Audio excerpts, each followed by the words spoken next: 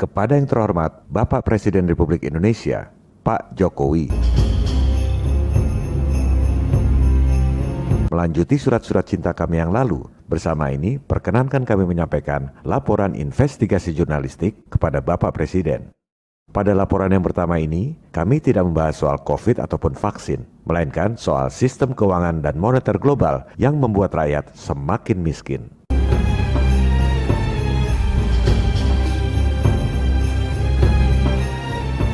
Semua ini berkaitan karena konteks investigasi jurnalistik kami adalah kebohongan global yang diterapkan dalam sistem, sehingga semua orang, termasuk para pakar, tak sadar dan tak pernah mempertanyakan. Mohon izin Pak, ada 3 hal penting yang kami laporkan pada episode ini. Pertama, di awal tahun 2021 ini beredar uang sekitar 5.900 triliun rupiah, tapi tidak diterbitkan oleh Bank Indonesia dan tidak masuk dalam neraca Bank Indonesia.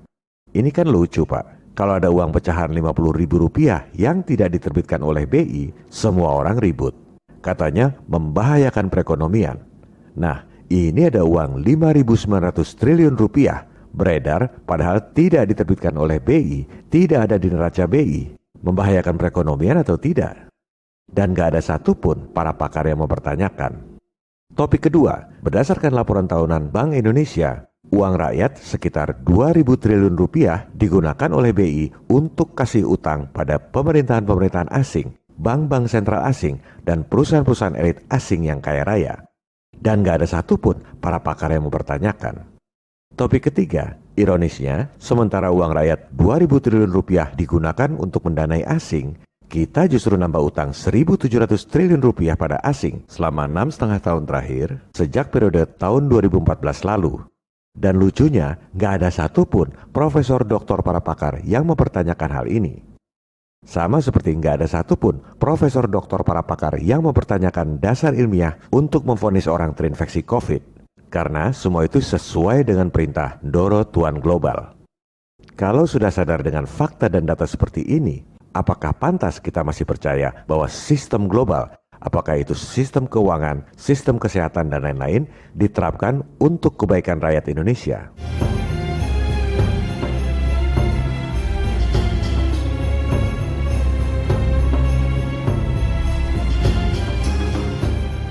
Laporan investigasi jurnalistik ini kami sampaikan sesuai dengan fungsi pers untuk mencerdaskan kehidupan bangsa dan sesuai misi pers untuk mengawal tujuan bernegara. Kita mulai dari topik yang pertama tentang uang 5.900 triliun rupiah yang diedarkan bukan oleh Bank Sentral.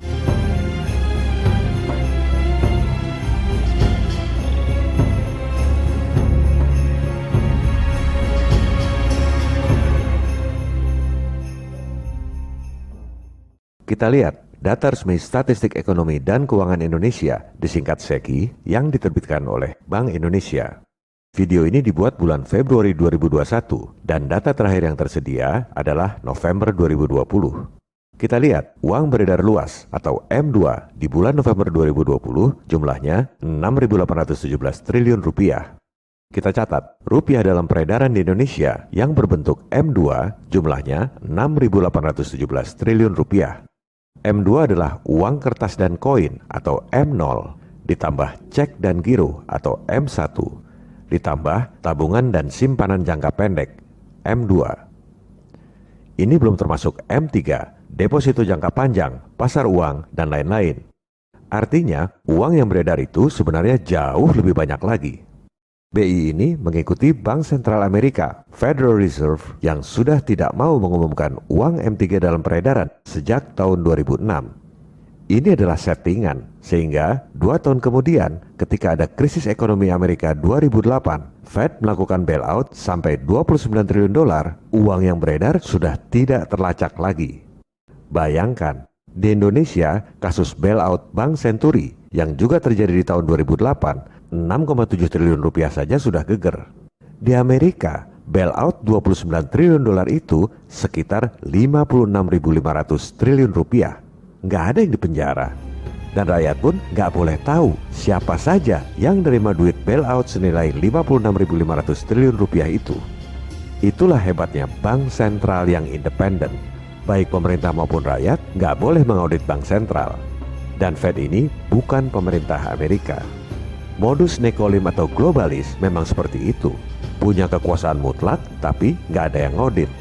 Kekuasaan itu cenderung korup, dan kekuasaan yang mutlak sudah pasti korup.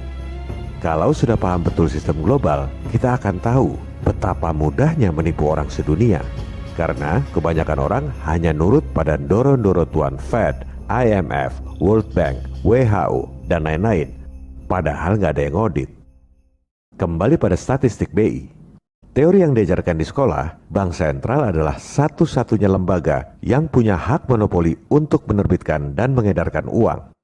Kalau ada lembaga lain yang menerbitkan uang selain Bank Sentral, pasti ditangkap. Jadi, teori dan persepsinya, uang M2 6.817 triliun rupiah itu semuanya diterbitkan oleh BI dan masuk dalam pembukuan neraca BI. Betul kan, Pak? Salah. Kita lihat laporan tahunan Bank Indonesia per 30 Desember 2020. Di neraca BI, uang dalam pendaftaran, maksudnya uang yang diterbitkan oleh BI, jumlahnya 899 triliun rupiah. Uang dalam peredaran ini dibukukan di neraca bagian liabilitas. Artinya, uang dalam peredaran sebesar 899 triliun rupiah ini adalah kewajiban dan tanggung jawab Bank Indonesia. Kita salin angkanya. 899 triliun adalah uang yang diterbitkan dan diedarkan oleh BI masuk dalam neraca liabilitas, artinya merupakan kewajiban dan tanggung jawab Bank Indonesia. Kita bandingkan dengan statistik tadi. Uang dalam peredaran M2 6.817 triliun rupiah. Ini adalah statistik, bukan neraca. Apa bedanya statistik dengan neraca? Neraca itu adalah harta kekayaan kita. Aset kekayaan kita berapa? Kewajiban atau utang kita berapa, kekayaan bersih kita berapa. Itu adanya di neraca. Statistik itu bukan harta kekayaan. Misalnya, saya ini petugas penitipan sepeda. Tugas saya nyatet jumlah sepeda yang dititipkan pada saya. Katakan jumlahnya 10 sepeda. 10 sepeda yang diparkir di situ bukan punya saya, nggak ada di neraca saya. Dari kedua angka ini, artinya ada sekitar 5.900 triliun rupiah uang sah yang beredar, tapi tidak masuk dalam neraca BI. Bukan kewajiban dan tanggung jawab BI. Kenapa? Karena memang uang sebesar 5.900 triliun rupiah itu tidak diterbitkan oleh BI. Kalau jumlah yang tercantum di neraca BI, 899 triliun itu pasti ada SK-nya. Nggak usah nanya pun kita percaya, karena ada di buku neraca yang sudah diaudit. Tapi kalau yang 5.900 triliun itu, nggak ada SK-nya. Tidak ada di neraca liabilitas BI, artinya bukan kewajiban dan tanggung jawab BI.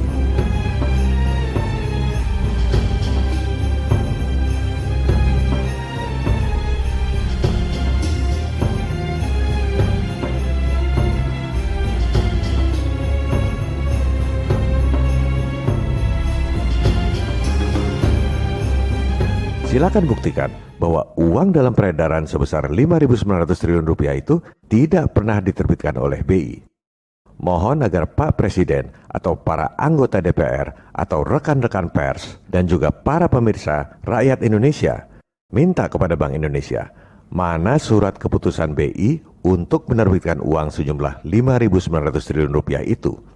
Jangan nanya opini atau pendapat, tapi minta fakta dokumennya. Sudah pasti nggak ada. Karena memang bukan BI yang menerbitkan, makanya nggak ada di neraca BI, adanya di statistik. Melihat fakta dan data seperti ini, pasti banyak bantahan gagal paham. Pertama, orang yang gagal paham akan berusaha membantah. Yang 6.800 triliun itu kan M2, yang diterbitkan oleh BI adalah M0. Itu adalah hal yang berbeda. Iya, masalahnya yang menerbitkan M1 dan M2 itu siapa? Kalau diterbitkan oleh Bank Sentral, sudah pasti masuk dalam neraca BI. Masa ada uang beredar 5.900 triliun rupiah lebih, tapi tidak masuk dalam liabilitas neraca BI? Yang menerbitkan siapa? Ada di neraca mana? Liabilitas atau tanggung jawab siapa itu duit? Bantahan gagal paham kedua, kan memang tidak semua uang harus dicetak. Ya silakan aja kalau uangnya cuma elektronik dan tidak dicetak. Masalahnya yang menerbitkan siapa? Kalau tidak masuk di neraca BI, berarti ada pihak lain selain BI yang bisa menerbitkan uang elektronik.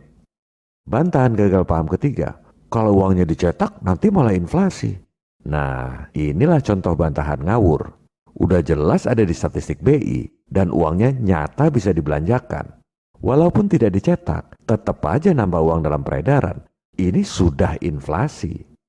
Bantahan gagal paham keempat, yang dicetak memang cuma 899 triliun itu. Yang 6.800 triliun adalah uang hasil transaksi. Ini orang pasti nggak ngerti debit kredit. Transaksi tidak menambah uang dalam peredaran. Selembar uang 1.000 perak, mau dibelanjakan 1.000.000 kali pun, uangnya tetap aja selembar 1.000 perak itu.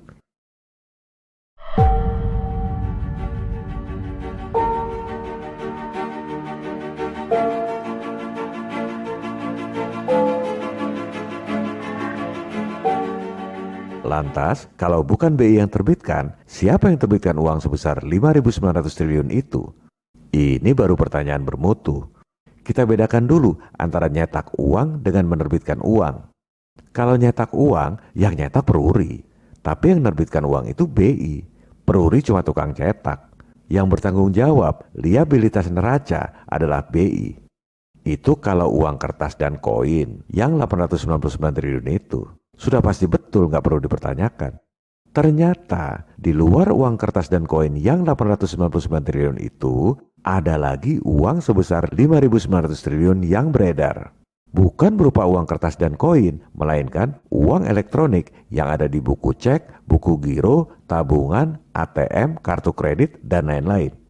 Uang elektronik alias M1 M2 ini memang nggak pernah diterbitkan oleh BI, makanya nggak ada di neraca BI. BI tidak bohong, hanya mengikuti sistem global yang diajarkan di sekolah. Saya sudah jelaskan panjang lebar selama 1 jam di episode 16. Ini adalah akibat dari sistem fractional reserve yang diadopsi dalam Undang-Undang Bank Indonesia tahun 99 yang ditandatangani oleh Presiden Habibie. Dalam Undang-Undang BI disebut Giro Wajib Minimum atau GWM. Sistem fractional reserve ini digunakan oleh Bank Sentral Amerika, makanya disebut Federal Reserve. Elit globalis ini memang niat membanjiri perekonomian dengan uang dari langit tanpa modal. Membanjiri rakyat dengan utang lewat perbankan yang memang mereka kuasai sejak ratusan tahun lalu. Dengan sistem fractional reserve ini, uang dalam peredaran bertambah setiap kali bank-bank komersial kasih kredit ke nasabah.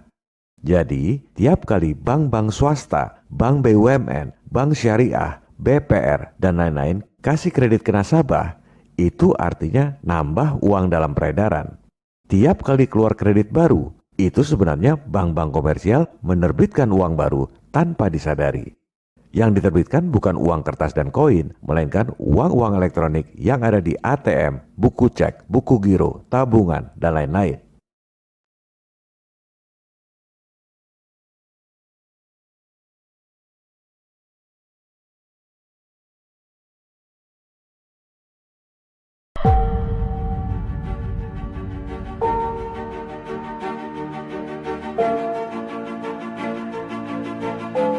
Paper money is created by the central bank. We can read that on the banknote. If anyone else tries to create this kind of money, and if they get found out, they will go to jail for counterfeiting. Electronic money, however, is a little trickier. The accounts that we have in our banks are called deposit account. And that may sound as if, okay, so this kind of money is just this kind of money deposited in the bank. And in principle, that could be the case. It is, however, very misleading in terms of understanding how money works in the economy. Because electronic money is created by commercial banks when they issue new loans.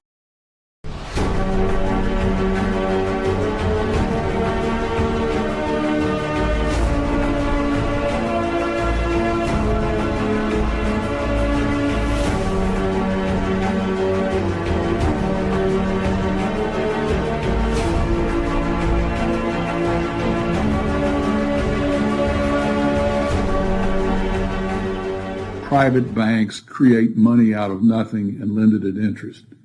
Now, that sounds absurd. When I teach sophomores, about money and banking and how banks, they never believe it. And so you have to go through it again and again. Yes, banks really do create money. They really do. Here's how it happens. And it's absurd, and they're right to doubt that could possibly be what's really going on. But it is.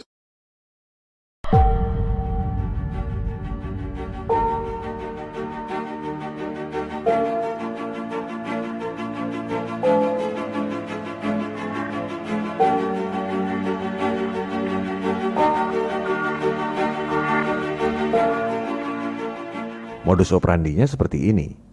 Misalnya, si A simpan uang cash 1 juta rupiah. Anggaplah 1 juta rupiah itu adalah satu-satunya uang kertas yang beredar di Indonesia. Nggak ada uang kertas lain selain 1 juta rupiah itu. Uang cashnya disimpan di bank. Si A dapat kartu ATM. Kemudian, oleh bank, sebagian kecil, katakan 100 ribu rupiah, disisihkan, disebut fractional reserve atau giro wajib minimum. Yang 900 ribu disalurkan sebagai kredit pada si B. Dapat kartu ATM juga. Secara akunting, di mata bank semuanya benar. Nggak ada yang salah. Masalahnya ada di luar bank, yaitu di alam nyata perekonomian. Si A dengan kartu ATM-nya bisa belanja 1 juta rupiah. Sementara si B juga dengan kartu ATM-nya bisa belanja 900 ribu rupiah. Jadi, uang elektronik sebesar 1,9 juta rupiah bisa dibelanjakan pada saat yang bersamaan. Padahal, uang sebenarnya yang dicetak BI cuma 1 juta rupiah tadi, masih utuh ada di bank. Tapi, di luar bank, uang elektronik bisa dipakai belanja 1,9 juta rupiah. Inilah penggandaan uang secara elektronik tanpa disadari oleh pihak banknya sendiri. Makanya selalu dikatakan, kalau semua orang tarik uang cash dari bank, maka uangnya nggak akan cukup. Alasannya, tidak semua uang dicetak. Terus, yang terbitkan uang elektronik siapa? Uang giral itu adalah penggandaan dari uang kartal menjadi uang elektronik ketika bank-bank swasta kasih kredit ke nasabah. Inilah fakta yang tidak diajarkan di sekolah. Jadi tiap kali bank komersial kasih kredit, begitu kredit bank dimasukkan dalam cek, giro, atau tabungan nasabah, itu artinya nambah M1 atau M2. Dilaporkan oleh bank ke BI. Bank sentral hanya mencatat statistik. Seperti contoh tadi, petugas penitipan sepeda nyatat berapa sepeda yang diparkir di halaman. Boro-boro menjaga stabilitas moneter. Orang yang terbitkan uang M1 dan M2 itu adalah bank-bank komersial tiap kali kasih kredit ke rakyat lewat sistem fractional reserve. Seperti yang dikatakan oleh salah satu pentolan elit global, Henry Ford. Untung rakyat gak ngerti cara kerja perbankan dan moneter. Sebab kalau rakyat tahu akan ada revolusi sebelum besok pagi. Ini adalah bukti betapa mudahnya membohongi rakyat sedunia kalau memiliki sistem global yang diajarkan di sekolah. Sehingga semua orang bekerja tanpa sadar untuk kepentingan mereka. Mereka bekerja secara terstruktur, sistematis dan masif. Kenapa struktur? Karena dia punya organisasi besar dengan sistem perekonomian yang dia kuasai di seluruh dunia. Kenapa sistematis? Karena mereka bergerak begitu halus, step by stepnya, jelas, pelan-pelan, dan kita terhipnotis untuk ikut menerimanya. Kemudian masif, karena mereka semua bergerak di seluruh dunia, di dalam seluruh sendi kehidupan. Tidak ada yang lolos. Pada episode 28B mendatang, kami akan laporkan kepada Pak Presiden bahwa uang rakyat sekitar 2.000 triliun rupiah digunakan oleh BI untuk mendanai pemerintahan-pemerintahan asing, bank-bank sentral asing, dan perusahaan-perusahaan elit asing yang kaya raya dengan bunga yang relatif rendah. Sementara selama 6,5 tahun terakhir sejak periode 2014, kita harus tambah utang pada asing sekitar 1.700 triliun rupiah dengan bunga yang lebih tinggi. Kenapa BI tidak pinjamkan saja yang 2.000 triliun itu pada pemerintah dan rakyat dengan bunga rendah atau bahkan tanpa bunga? Pasti banyak yang nggak setuju karena tidak sesuai dengan kitab suci baru, pasar bebas, independensi bank sentral, new normal, new world order. Viva Republik Indonesia, salam people power.